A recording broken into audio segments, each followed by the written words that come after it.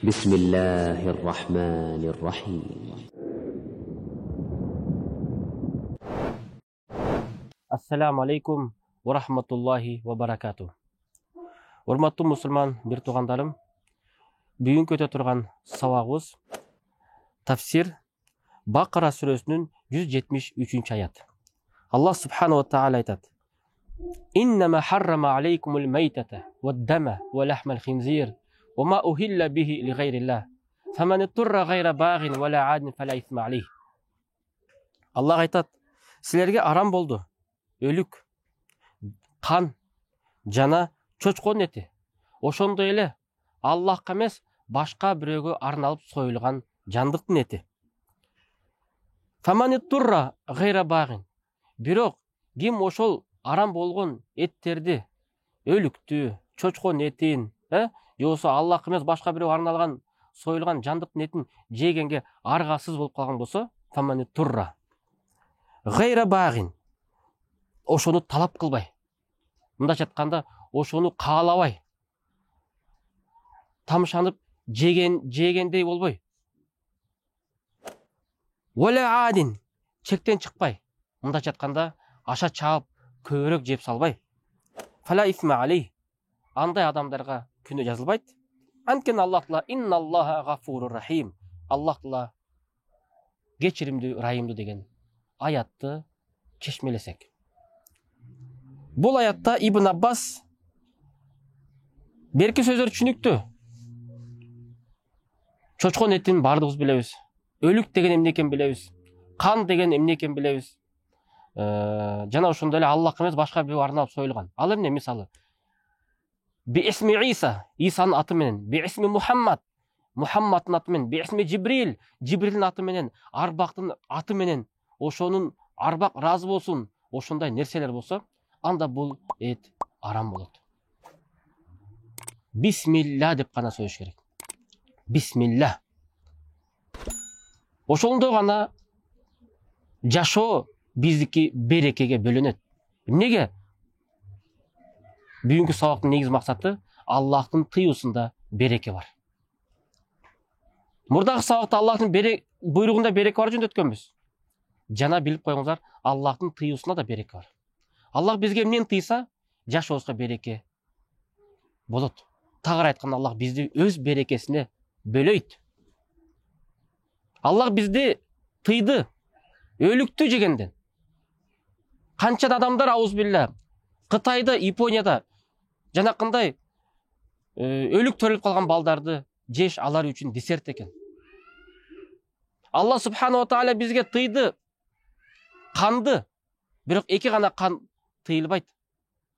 Бул эмне?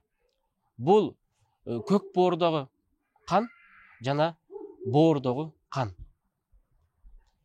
Эки өлүктү Аллах бизге адалган. Бул балык, экинчиси чегиртке. Калган өлүктөрдүн баардыгы арам. Калган кандардын баары алам. Эгерде койду сойгондон кийин этинин ичинен кан тамырлардан кан чыгып калса, ал адал. Жүрөктү жарганда кан чыгып калса, ал адал. Неге? Биякта дем масфух, жанакындай муздаганда аткан кан арам шариятта. Мына ошол эттерде зыяндык бар, ошол үчүн бизге береке болбойт эгер ошону жеп койсок. Ким өлүктү остийсин? Ким чочкон этине колун салсын? Ким ошол канды союлгандан кийин быжыга аралаштырып жейбеген болсо, билип коюңуз бир тууганым, жашооңузга береке азаят. Балким Аллах ушундай кылып коет, балаңызды сизди угузбай коюшу мүмкүн. Балким Аллах ушундай кылып коет, тагдырыңызга ар кандай бир балелерди курчап коюшу мүмкүн. Анткени эмне? Аллахка баш ийүүдө береке бар дегенбиз. Аллахтын тыюусуна да береке бар эгерде биз ошого баш ийсек. Анткени баардык нерсе тамактан башталат. Эгерде адал тамак жесек, жашообуздагы амалдарыбыз адал болот. Арам тамак жесек, жашообузда амалдарды, арам амалдарды өзүбүз жасай баштайбыз. Анткени кекиртектен кирген нерседен башталат. Ошон үчүн напсыбызды тыялык. Адал тамакка көңіл бұралық. Ибн Аббас айтты, эми жанакындай бағи деген сөз араб тілінде 3 мани. Биринчи бағи деген мани тамшанып жанакындай талап кылып же.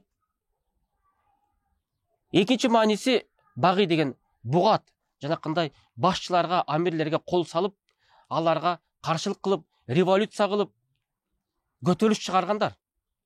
Үчүнчү маниси багия, жанакындай ойноштук кылган аял жөнүндө.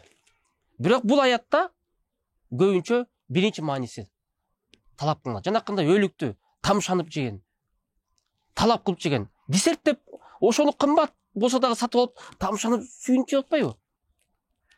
Андай жебеш керек. Эгерде биз чөлдө же бир жер болуп калсак, муктаж болуп калсак, андан башка эч жок болуп калса, жеш керек, бирок тамшанбай, каалабай, мындай жактырбай жеш керекпиз. Экинчиси вала адин. Адин деген сөз айтат, чектен чыкпай, мындайча айтканда курсаң тойзуп, ашыкча жебей. Сен курсаң кичине түшө тургандай. Балким 2-3 кашык. Башка айылга жетүү максатта.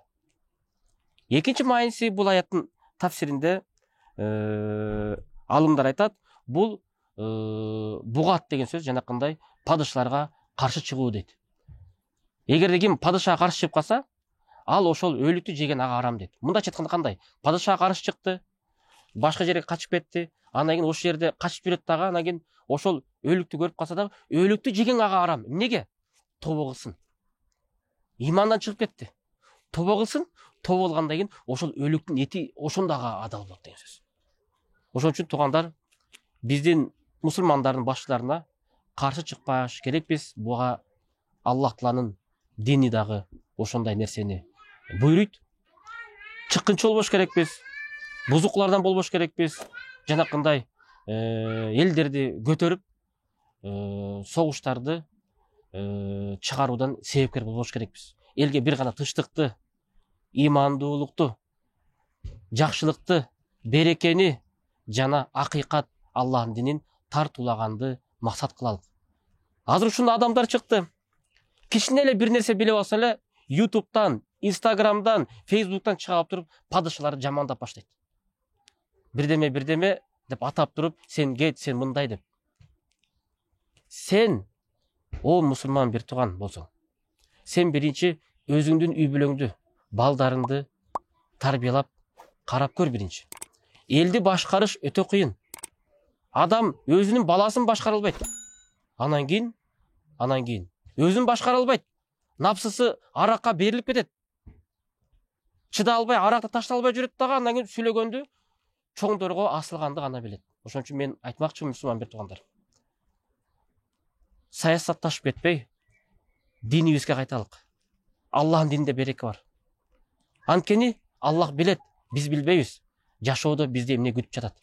Ошон үчүн Аллах субханаху тааля бизге ошону буйруду. Тамагыңды түздө. Тыйылган нерселерден тыйыл, адал тамакты изде. Ошондо Аллахтын берекеси бар деди. Ассаламу алейкум ва рахматуллахи ва баракатуху.